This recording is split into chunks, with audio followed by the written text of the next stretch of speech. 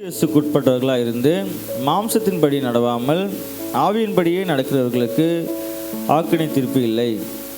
கிறிஸ்து இயேசுவினாலே ஜீவனுடைய ஆவியின் பிரமாணம் என்னை பாவம் மரணம் என்பவைகளின் பிரமாணத்தினின்று விடுதலையாக்கிற்று.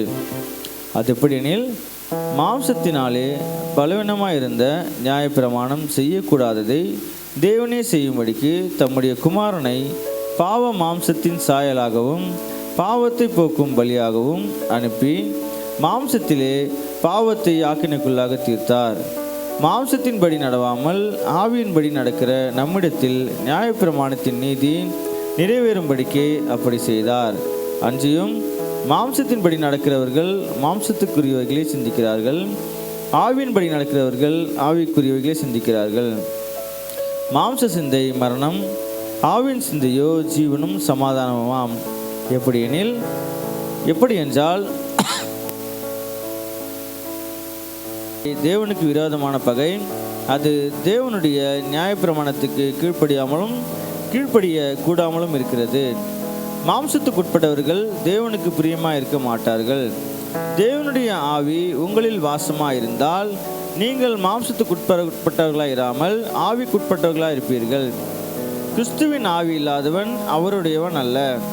மேலும் கிறிஸ்து உங்களில் இருந்தால் சரீரமானது பாவத்தின் நிமித்தம் மரித்ததாயும் ஆவியானது நீதி நிமித்தம் ஜீவனுள்ளதாயும் இருக்கும்.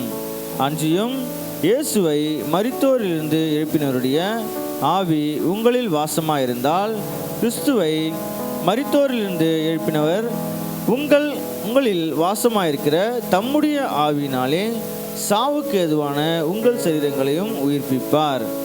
ஆகையால் சகோதரரே, மாம்சத்தின்படி பிழைப்பதற்கு நாம் மாம்சத்துக்கு கடனாளிகள் அல்ல. மாம்சத்தின்படி பிழைத்தால் சாவீர்கள், ஆவியினாலே சரீரத்தின் செய்கைகளை அழித்தால் பிழைப்பீர்கள்.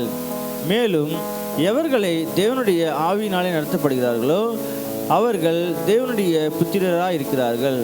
அன்றியும் திரும்பவும் பயப்படுகிறதற்கு நீங்கள் அடிமைத்தனத்தின் ஆவியை பெறாமல் அப்பா பிதாவே என்று குறிப்பிட பண்ணுகிற புத்திர சுவீகாரத்தின் ஆவியை பெற்றீர்கள். நாம் தேவனுடைய பிள்ளைகளாக இருக்கிறோம் என்று ஆவியானவர் தாமே நம்முடைய ஆவியுடனே கூட சாட்சி கொடுக்கிறார். நாம் பிள்ளைகளானால் சுதந்திரரும் ஆமேன். தேவனுடைய சுதந்திரரும் கிறிஸ்துவுக்கு உடன் சுதந்திரம் ஆமேன். கிறிஸ்துவுடனே கூட நாம் மகிமைப்படும்படி அவருடனே கூட பாடுபட்டால் அப்படி ஆகும். ஆதலால் இக்காலத்து பாடுகள் இனி நம்மில் வெளிப்படும் மகிமைக்கு ஒப்பிடத்தக்கவைகள் அல்ல என்று எண்ணுகிறேன். மேலும் புத்திரர் வெளிப்படுவதற்கு சிருஷ்டியானது மிகுந்த ஆவலோடு காத்து கொண்டிருக்கிறது.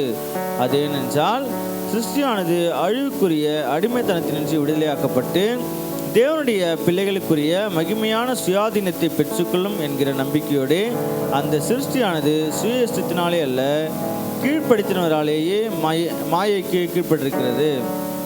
ஆகையால் நமக்கு தெரிந்திருக்கிறபடி இதுவரைக்கும் சர்வ சிருஷ்டியும் ஏகமாய் தவித்து பிரசவப்படுகிறது.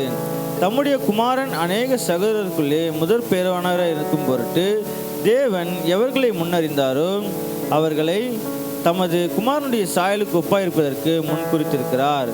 எவர்களை முன்குறித்தாரோ அவர்களை அழைத்தும் இருக்கிறார். எவர்களை அழைத்தாரோ அவர்களை நீதிமான்கள் ஆக்கியும் இருக்கிறார். எவர்களை நீதிமான்கள் ஆக்கினாரோ அவர்களை மகிமைப்படுத்தியும் இருக்கிறார்.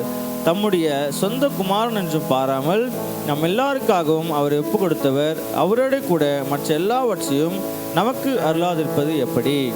இப்படி இருக்க எவன் அபாத்திரமாய் கர்த்தருடைய அப்பத்தை புசித்து அவருடைய பாத்திரத்தில் பானம் பண்ணுகிறானோ அவன் கர்த்தருடைய சரீரத்தையும் இரத்தத்தையும் குறித்து குற்றமுள்ளவனாயிருப்பான். எந்த மனுஷனும் தன்னைத்தானே சோதித்தறிந்து இந்த அப்பத்தில் புசித்து இந்த பாத்திரத்தில் பானம் பண்ண கடவன். எண்ணத்தினாலெனில் அபாத்திரமாய் போஜனபானம் பண்ணுகிறவன் தனக்கு ஆக்கினை தீர்ப்பு வரும்படி போஜனபானம் பண்ணுகிறான். இது நிமித்தம் உங்களில் அநேகர் பலவினரும் வியாதியுள்ளவர்களுமாக இருக்கிறார்கள், அநேகர் இத்திரையும் அடைந்திருக்கிறார்கள்.